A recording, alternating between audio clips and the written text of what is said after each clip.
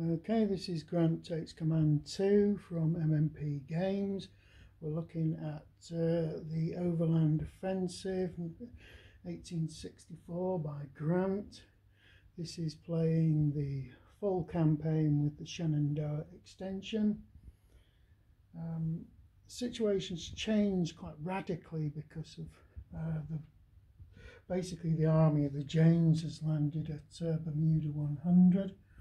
And they are advancing on the railroad junction between Richmond and Petersburg, which is a really sensitive part of the Confederate position. They did have a go at attacking a fairly small Confederate force and completely messed it up. Oops.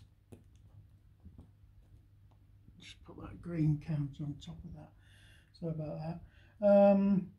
Green blocks indicate that a unit's disorganised. It's just a visual aid for me. So the Confederates have managed to hold that position and they're getting units from all over the place to try and contain the Army of the James. The other problem with the Army of the James is it's actually got other little fortified positions up and down the James River, which potentially could be used as beachheads to launch a campaign directly against Petersburg from here, from Point Royal, I think it is. Other areas, Union's troops have captured Orange County Courthouse there, so they'll get victory points for county control there. There's been quite a bit of fighting in the wilderness, but it's a very difficult place to actually conduct a decent fight because of the wooded terrain, and if you're trying to concentrate forces, it's really prohibitive to actually get into a hex where there's already a significant amount of units. The Union have attacked all up and down the line and they've achieved basically nothing.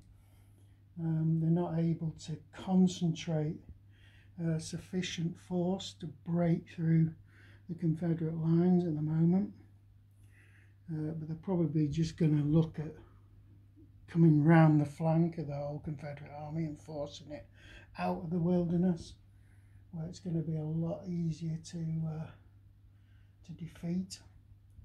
We've also got activity happening in the Shenandoah Valley now.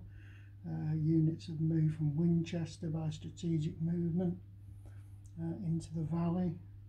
Not a particularly strong force, but considering the Confederacy's got nothing in the valley apart from a cavalry unit, it's something the Confederacy are going to have to try and contain at some point. So all in all, it's still pretty much stalemate, both sides attempting to land a blow on each other and ending up damaging themselves more than they are doing damage to their opponent. Okay, so that's the end of this particular action phase. There's a recovery phase to do before we go on to the next turn.